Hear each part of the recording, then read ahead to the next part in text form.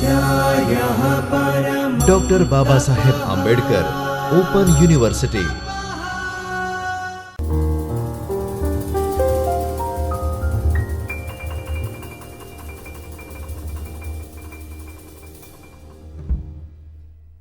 નમસ્તે વિદ્યાર્થી મિત્રો, હું ડૉક્ટર જીવરાજ એમ ઝાંપડિયા ડૉક્ટર બાબા સાહેબ આંબેડકર ઓપન યુનિવર્સિટીના ચૈતન્ય સ્ટુડિયોમાં આપ બધા જ વિદ્યાર્થી મિત્રોનું હાર્દિક સ્વાગત કરું છું. વિદ્યાર્થી મિત્રો, ફરી એક વખત આપણે TY BAનું પેપર નંબર 307માં યુનિટ નંબર જે ભણવાનું છે એ યુનિટ નંબર 10 આંતરરાષ્ટ્રીય વ્યાપાર અને જાહેર અર્થશાસ્ત્રમાં એકમ નંબર 10 છે એ બજેટનો જે આપણે ભણવાનું છે અને બજેટમાં આજ આપણે ભાગ 2ની વાત કરવાના છે. વિદ્યાર્થી મિત્રો, આપણે બજેટમાં બંધારણમાં અલગ અલગ જે જોગવાઈ કરવામાં આવી છે એ જોગવાઈ અને બજેટમાં કયા 3 વર્ષના આંકડાઓને ધ્યાનમાં લેવામાં આવે છે એ આપણે આગળના લેક્ચરમાં ભણ્યા હતા. આ લેક્ચરમાં આપણે ભણવાનું છે એ બજેટમાં અલગ અલગ પ્રકારની જે ખાધ સર્જાય છે એ. સૌથી પહેલાં અભ્યાસના ઉદ્દેશો જોઈએ તો જાહેર બજેટનો અર્થ અને મહત્ત્વ વિદ્યાર્થી મિત્રો તમે સમજાવી શકશો. બીજું જે છે એ કે જાહેર બજેટમાં જુદા જુદા જે પ્રકારો છે એ પ્રકારો જાણવાના છે. અને ત્રીજું જે છે એ જાહેર બજેટ તૈયાર કરવાની જે પ્રક્રિયા છે એ સંસદના બંને ગૃહમાં મંજૂર થાય છે અને બાદમાં એના ઉપર રાષ્ટ્રપતિ સહી કરે છે અને પછી એ બજેટ તૈયાર થાય છે. અને ચોથું જે છે જાહેર બજેટમાં ખાધના પ્રકારો, જે આવક અને ખર્ચ વચ્ચે જો સમતુલા હોય તો એને આપણે સમતોલ બજેટ તરીકે ઓળખવી છીએ, અને જો આવક અને ખર્ચ વચ્ચે અસમતુલા હોય તો એને આપણે અસમતોલ બજેટ તરીકે ઓળખવી છીએ. અને આ બંને વચ્ચે જો અસમતુલા હોય તો એ 2 પ્રકારની જોવા મળે છે. કાં તો એ જ્યારે ખર્ચ કરતાં આવક વધુ હોય તો એ પુરાંતવાળું બજેટ હોય છે, પણ જ્યારે આવક કરતાં ખર્ચ વધુ હોય તો આપણે એને ખાધ તરીકે ઓળખવી છીએ. તો એ બજેટના અલગ અલગ પ્રકારો છે. વિદ્યાર્થી મિત્રો, આપણે બજેટનો અર્થ આગળ પણ જોયો હતો કે અંદાજપત્ર ભારત સરકારનું આગામી વર્ષ માટેના આવક ખર્ચના અંદાજો રજૂ કરતું એક દસ્તાવેજ છે. આવું અંદાજપત્ર મોટી પેઢીઓ, મોટા બિનસરકારી સંગઠનો અને સરકારી કે અર્ધ સરકારી સંસ્થાઓ અથવા રાજ્ય સરકાર પણ આવું બજેટ તૈયાર કરતી હોય છે. સામાન્ય અર્થ એવો છે કે સરકાર આખા વર્ષ દરમિયાન કેવી રીતે આવક મેળવશે અને એ મેળવેલી આવક લોકોના કલ્યાણ માટે કેવી રીતે ખર્ચ કરશે, આ બંને વચ્ચેના સંતુલનને આપણે બજેટ તરીકે ઓળખીશું. હવે વિદ્યાર્થી મિત્રો, આમાં આપણે ભણવાનું છે કે ભારત સરકાર કેવી રીતે એ આવક મેળવે છે અને કેવી રીતે એ ખર્ચ કરે છે. જ્યારે સૌથી પહેલાં આપણે જોવાનું છે આવક. તો આવકને આપણે મુખ્યત્વે 2 રીતે અભ્યાસ કરવાનો છે. એક મહેસૂલી આવક અને બીજું જે છે એ મૂડી આવક. હવે મહેસૂલી આવકના 2 ભાગ પાડવામાં, સરકારને ચલાવવા માટે જે આવકની જરૂર પડે છે એ આવકને આપણે મહેસૂલી આવક તરીકે ઓળખવામાં આવે છે. અને એક શેમાંથી મળે છે એ આપણે વાત કરવાની છે. મહેસૂલી આવક એટલે કે જે લોકો 2 રીતે મહેસૂલી આવક આપણને પ્રાપ્ત થાય છે. એક કરવેરા દ્વારા અને બીજું જે છે એ બિનકર આવક એટલે કરવેરા સિવાયની જે આવક છે એ. હવે કરવેરા એટલે કરવેરામાં શેનો સમાવેશ થશે તો કે કંપની વેરો, એને પણ આપણે મહેસૂલી આવક તરીકે ઓળખવામાં આવે. બીજું જે છે આવક વેરો, ત્રીજું જે છે સંપત્તિ વેરો, કસ્ટમ જકાત, GST અને CGST અને IGST. આ જે છે એ વિદ્યાર્થી મિત્રો કર આવક છે. મહેસૂલી આવક એટલે કે સરકારને નક્કી છે કે આટલી આવક તો આમાંથી થવાની જ છે, એને આપણે મહેસૂલી આવક તરીકે ઓળખવી છે. એમાં આ જે હતી એ આપણી કર આવક હતી. હવે બીજી જે છે એ બિનકર આવક, તો કે જે ભારત સરકારે અલગ અલગ ધિરાણ કર્યું છે એ ધિરાણમાંથી જે વ્યાજ પ્રાપ્ત થાય છે એ આવક.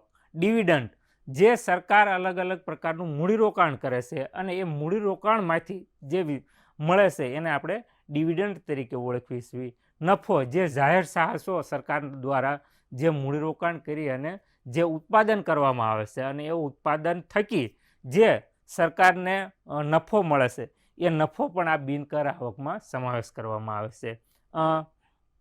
ચોથું જે છે એ ફી, સરકાર ઘણા બધી રીતે લોકો પાસેથી ફી પણ લેતી હોય છે, એનો સમાવેશ પણ બિનકર આવક તરીકે ઓળખવામાં આવે છે.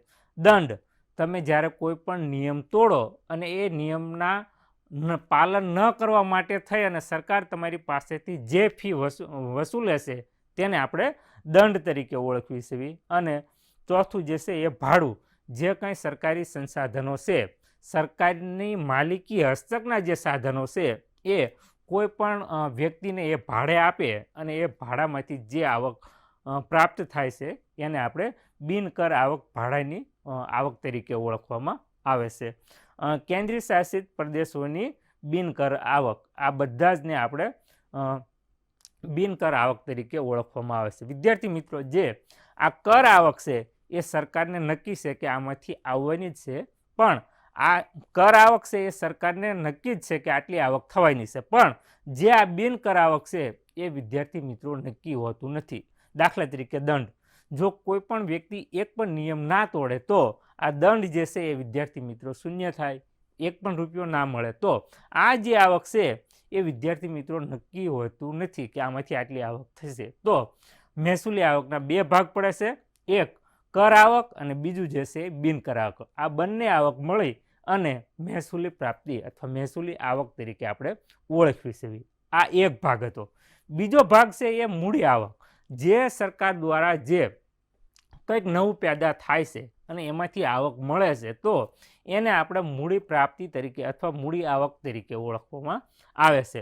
બજારમાંથી મેળવેલી લોન, સરકાર લોકો પાસેથી નાણાં મેળવે, કંઈ પણ એ દેવું પણ કરી શકે છે, તિજોરી પત્ર બહાર પાડે, રિઝર્વ બેંક પાસેથી નાણાં મેળવે, તો એ જે નાણાં મેળવે છે એને પણ આપણે મૂડી આવક તરીકે ઓળખવામાં આવે છે. વિદેશી મદદ, કોઈ પણ વિદેશમાંથી અથવા કોઈ પણ વિદેશ ભારત સિવાયના અન્ય દેશો જ્યારે ભારતને આર્થિક સહાય આપે તો એને આપણે મૂડી આવક તરીકે ઓળખવામાં આવે છે. નાની બચતો, સરકારી પ્રોવિડન્ટ ફંડ, વિવિધ થાપણો અને ઘસારા ખર્ચ, વિભાગોનું અનામત ભંડોળ, આ જે બધું જ છે એ વિદ્યાર્થી મિત્રો સરકારના મૂડી આવક તરીકે ઓળખવામાં આવે છે.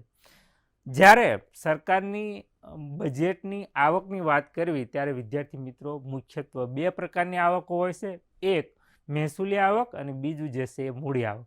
મહેસૂલી આવકના બે ભાગ પડે છે, એક કરમાંથી મળતી આવક અને બીજું છે એ બિનકર આવક એટલે કે કર સિવાયની આવક. તો આ આપણે આ રીતે સરકાર જે છે એ આવક મેળવે છે. હવે એ મેળવેલી આવકને સરકાર કેવી રીતે ખર્ચ કરશે તેને આપણે ભારત સરકારનો ખર્ચ બજેટ તરીકે પણ આપણે ઓળખી શકાય. એમાં પણ મુખ્યત્વે બે ભાગ પડે છે, એમાં ભાગ એક અને ભાગ બે. ભાગ એકમાં આપણે જોયું તો એમાં મુખ્યત્વે ત્રણ ભાગો પાડવામાં આવે છે. સામાન્ય ભાગ, એમાં સામાન્ય ભાગ અને બિન યોજનાકીય ખર્ચ અને યોજનાકીય ખર્ચ. વિદ્યાર્થી મિત્રો, સામાન્ય ખર્ચમાં ખર્ચનો સારાંશ, વિભાગવાર ખર્ચ, કેન્દ્ર શાસિત પ્રદેશોનું ખર્ચ, ચાલુ વર્ષનો સુધારેલો અંદાજ અને આગામી વર્ષના બજેટના અંદાજો, આ સામાન્ય ખર્ચનો સમાવેશ થાય. બિન યોજનાકીય ખર્ચ છે એ આગામી વર્ષનો ખર્ચ, શ્રેણીવાર ખર્ચ, સબસિડી, વિભાગીય વ્યાપારી સાહસો, મૂડી ખર્ચ અંદાજો અને જાહેર સાહસોની ગ્રાન્ટ અને લોન, રાજ્યોને ગ્રાન્ટ અને લોન જે મળે છે તે. એમ યોજનાકીય જે ખર્ચ છે વિદ્યાર્થી મિત્રો એમાં પણ અલગ અલગ ખર્ચનો સમાવેશ થાય છે. અને વિભાગ બેમાં જે મહત્ત્વના કાર્યક્રમો, બજેટ અંદાજો અને સુધારેલા અંદાજો વચ્ચેના જે ખર્ચ કરવામાં આવે છે અને આગામી વર્ષના બજેટ અંદાજો જે બજેટ રજૂ થાય એ. આ વિદ્યાર્થી મિત્રો આ રીતે સરકાર જે છે એ પોતે મેળવેલી આવકનો ખર્ચ કરે છે. વિદ્યાર્થી મિત્રો, બજેટના પ્રકારોની વાત કરવી તો એમાં આપણે બે પ્રકારના બજેટના પ્રકાર મુખ્યત્વે ભણવાના આવે છે, સમતોલ બજેટ અને અસમતોલ બજેટ. સમતોલ બજેટ એટલે કે જે સરકારને આવક થાય છે એ આવકના આધારે એટલા પ્રમાણમાં જ જો ખર્ચ કરવામાં આવતો હોય તો એને આપણે સમતોલ બજેટ તરીકે ઓળખવામાં આવે છે. અને બીજું જે છે કે જ્યારે સરકારની આવક અને ખર્ચ સરકાર ન હોય તો એને આપણે અસમતોલ બજેટ તરીકે ઓળખવામાં આવે છે. અને સ્વાભાવિક છે કે જ્યારે ખર્ચ અને આવક બંને સરખા ન હોય તો કાં તો ખર્ચ વધારે હોય અને કાં તો આવક વધારે હોય. તો જ્યારે ખર્ચ કરતાં આવક વધારે હોય તો એવા બજેટને આપણે પુરાંતવાળા બજેટ તરીકે ઓળખવી છે. અને જ્યારે ખર્ચ કરતાં આવક ઓછી હોય, એટલે કે આવક કરતાં ખર્ચ વધારે હોય, તો એને આપણે ખાધવાળા બજેટ તરીકે ઓળખવામાં આવે છે. સમતોલ અને અસમતોલ બજેટના વિદ્યાર્થી મિત્રો અલગ અલગ અર્થશાસ્ત્રીય વિવિધ તર્ક વિતર્કો જોવા મળશે. બધા જ અર્થશાસ્ત્રીઓના એના પ્રત્યે એક મત જોવા મળતો નથી. તો સૌથી પહેલાં આપણે શિષ્ટ અર્થશાસ્ત્રીઓની વાત કરવી, તો શિષ્ટ અર્થશાસ્ત્રીઓ એવું માને છે કે સરકારે માત્ર ને માત્ર જે કામ કરવાનું છે એ કાયદો અને વ્યવસ્થા જાળવવાનું કામ કરવાનું છે. આર્થિક પ્રવૃત્તિઓમાં સરકારને કોઈ પણ જાતનો હસ્તક્ષેપ કરવાનો નથી. એટલે જે સરકાર ખર્ચ કરે એ માત્ર ને માત્ર કાયદો અને વ્યવસ્થા જાળવવા પૂરતું જ એનું અસ્તિત્વ છે. બાકી આર્થિક પ્રવૃત્તિઓમાં સાથે સરકારને કોઈ પણ લેવા દેવા છે નહીં. એટલે એ બજેટને મહત્ત્વ આપતા નથી. ત્યારબાદ 1929-30ની મહામંદી આવી અને અનેક દેશના અર્થતંત્રમાં માંગ અને પુરવઠા વચ્ચે અસંખ્ય અસમતુલા પેદા થઈ અને બેરોજગારી વ્યાપક પ્રમાણમાં બધા જ દેશના અર્થતંત્રમાં જોવા મળી. તો એ સમય બાદ વિદ્યાર્થી મિત્રો જ્હોન મેનાર્ડ કેન્સ નામના અર્થશાસ્ત્રીએ એ મહામંદીને દૂર કરવા માટે થઈ અને એક નીતિ અપનાવી કે જો તમારે આ મહામંદીને દૂર કરવી હોય તો તમારે સરકારે આ કામ માટે આગળ આવવું પડશે. ભલે નવા નાણાં છાપવા જોઈએ તો છાપવા જોઈએ, પણ લોકોને કામ આપવા માટે થઈ અને સરકારે ખર્ચ કરવું પડશે. અને આ કોઈ પણ વ્યક્તિગત આ ખર્ચ એટલો બધો મોટો હશે કે કોઈ પણ વ્યક્તિગત એ ખર્ચ કરી શકશે નહીં. એટલા માટે થઈ અને આ મહામંદીને દૂર કરવા માટે થઈ અને રાજ્યએ ખર્ચ કરવો પડશે. તો ત્યારબાદ રાજ્યને આર્થિક પ્રવૃત્તિઓમાં એનું પ્રારંભ થયો. મિલ્ટન ફ્રીડમેન નામના અર્થશાસ્ત્રીઓ એવું માને છે કે સરકાર જે છે એ લોકો દ્વારા ચૂંટાયેલા પ્રતિનિધિની સરકાર છે અને એ આવતા વખતે પણ ચૂંટાવવા માટે થઈ અને એ ઘણા બધા પ્રકારનો ખર્ચ કરશે. જ્યાં માત્ર 5 રૂપિયાનો ખર્ચ કરવાનો હશે ત્યાં વિદ્યાર્થી મિત્રો એ વધુ ખર્ચ કરી અને સારું પ્રદર્શન કરી અને બીજી વખત પણ ચૂંટાવવા માટે થઈ અને એ ખર્ચ વધારે કરશે. તો મિલ્ટન ફ્રીડમેન નામના અર્થશાસ્ત્રીઓ એવું માને છે કે જો મંદી આટલા ટકા હોય તો સરકારે આટલા ટકા ખર્ચ કરવો અને ફુગાવો હોય તો વિદ્યાર્થી મિત્રો આટલા ટકા. એટલે કે માત્ર જે સરકાર દ્વારા ખર્ચ કરવામાં આવે છે એ નિયમ મુજબ જ તે કરવો જોઈએ, એનાથી વધારે કે ઓછો નહીં. માત્ર ને માત્ર એ નિયમના અનુસંધાને જ ખર્ચ કરવો જોઈએ. તો આપણે 3 પ્રકારની વિચારધારા જોઈ. પ્રશિષ્ટ અર્થશાસ્ત્રીઓ એવું માને છે કે રાજ્યએ માત્ર કાયદો અને વ્યવસ્થા જાળવવા પૂરતું જ કામ કરવાનું છે. જ્હોન મેનાર્ડ કેન્સ નામના અર્થશાસ્ત્રી કહે છે કે જ્યારે મંદી હોય તો એ મંદીના સમય દરમિયાન રાજ્ય મન ફાવે એટલું ખર્ચ પણ કરી નવા નાણાં છાપવા જોઈએ તો નવા નાણાં છાપીને પણ લોકોને રોજગારી આપી અને એ મંદીમાંથી અર્થતંત્ર બહાર નીકાળવા માટે થઈ અને ખર્ચ કરી શકે છે. જ્યારે મિલ્ટન ફ્રીડમેન નામના અર્થશાસ્ત્રી એવું માને છે કે જેટલા ટકા ફુગાવો હોય અથવા જેટલા ટકા મંદી હોય એ મંદી ફુગાવાના આધારે એટલે કે નિયમના આધારે જ એ જાહેર ખર્ચ કે જાહેર આવક લોકો પાસેથી મેળવવી જોઈએ. એ નિયમથી 1 પણ રૂપિયો વધારે નહીં અને 1 રૂપિયો ઓછો નહીં. આ હતું આપણે સમતોલ અને અસમતોલ બજેટના વિવિધ તર્ક વિતર્કો. હવે સમતોલ બજેટના લાભ કયા કયા છે એમાં સૌથી પહેલું છે કે ભવિષ્યમાં પહેલાં આપણે જોઈશું એ સમતોલ બજેટના અલગ અલગ લાભ જોવાના છે. તો એમાં સૌથી પહેલું છે કે ભવિષ્ય માટે ચોકસાઈપૂર્વકની આગાહી આપણે કરી શકીએ છીએ. જો સરકારનો આવક અને ખર્ચના જે અંદાજો છે એ સરખા હોય તો ભવિષ્યમાં શું થવાનું છે અથવા ભવિષ્યનું આયોજન જે કરવાનું છે એ જે આર્થિક આગાહી છે એ આપણે સચોટ પ્રમાણમાં કરી શકીશું. ખર્ચ વિશેના સાવધાની.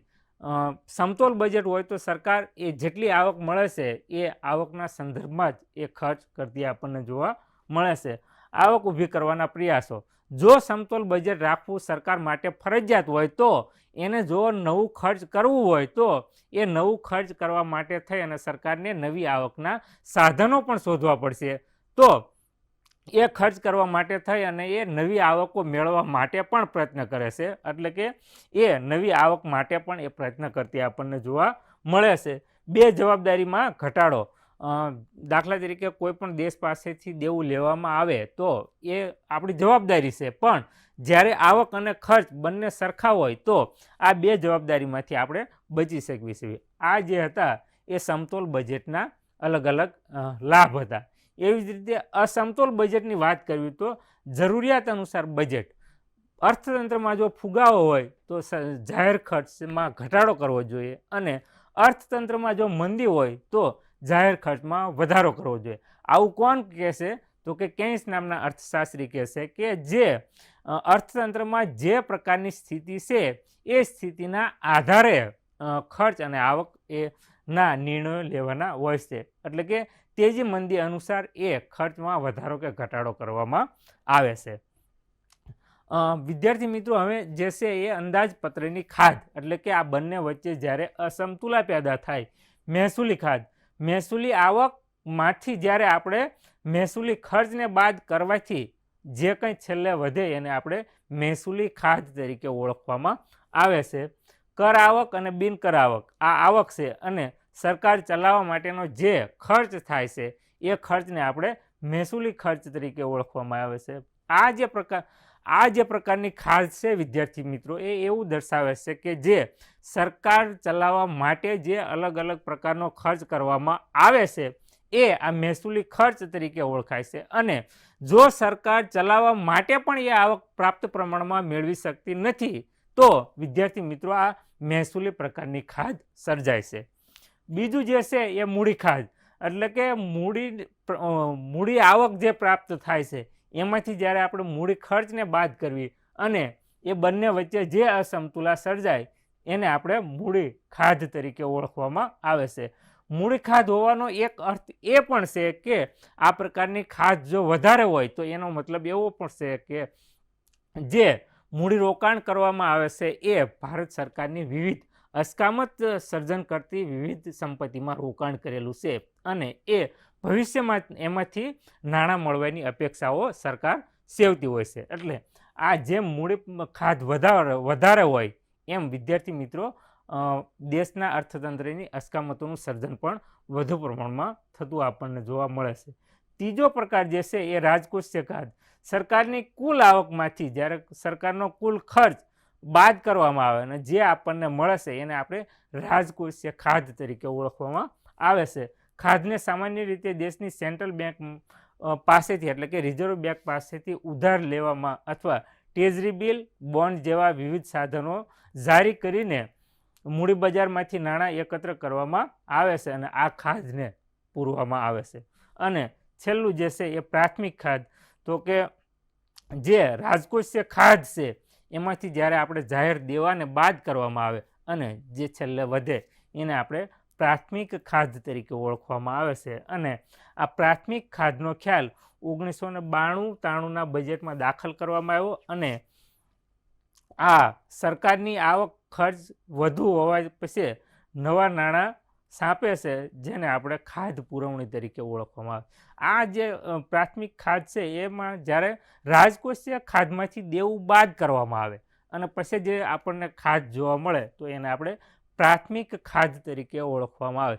જે ખાધ છે એને વિદેશમાંથી કે દેશમાંથી દેવું લેવામાં આવે અને એ દેવા ઉપરાંત પણ જો ખાધ રહે તો એ રિઝર્વ બેંક પાસેથી નવા નાણાં સ્વરૂપે એ સરકાર આવક મેળવતી હોય છે. એ જે સરકાર રિઝર્વ બેંક પાસેથી નાણાં મેળવે છે એ નવા નાણાં જ્યારે અર્થતંત્રમાં આવે છે એને આપણે ખાધ પુરવણી તરીકે ઓળખવામાં આવે છે. અને અર્થતંત્રમાં નવું નાણું જે સક્રિય થાય છે એ વિદ્યાર્થી મિત્રો એ નવા નાણાંના સક્રિય થવાના કારણે ભાવમાં વધારો થાય છે અને મંદી કે હોય કે ફુગાવો હોય એની સ્પીડમાં વધારો થાય છે.